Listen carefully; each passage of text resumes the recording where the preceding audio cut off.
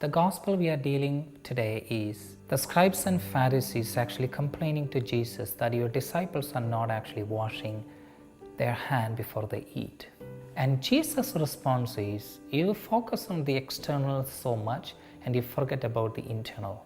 And he even quote an Old Testament reading where he says, this people honors me with their lips, but their hearts are far from me. I'm coming from Kerala, South India. Recently, we had a very unexpected flood. Many places, houses, buildings were washed out. Even in the midst of such an unexpected disaster, everybody would agree on one thing. We all stood together. Without looking, whether you are Christian, you are Muslim or Hindu, or an atheist, rich, poor, everybody stood together because who you are, not what you have. When I look at Jesus' statues around the world, the only picture that stands out, there is only one picture that seems like abnormal, and that is the picture of Sacred Heart. Every other picture of Jesus, every other statue, photo, image of Jesus is normal, but the Sacred Heart, the statue, the picture, the image is abnormal. Why it's abnormal?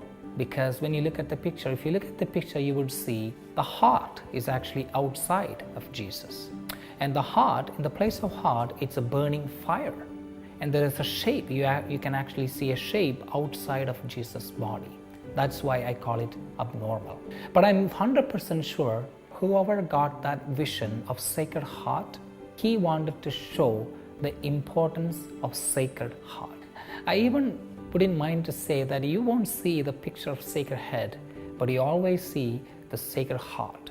The gospel passage that we read today is actually an answer to many questions that we face in a confessional, where people come and they explain the certain circumstances and they ask you, hey Father, tell me, is this a sin? And my simple answer would be, if you want to know an action, whether it's a sin or not, look at the intentions behind. If the intention is bad, that action is a sinful action.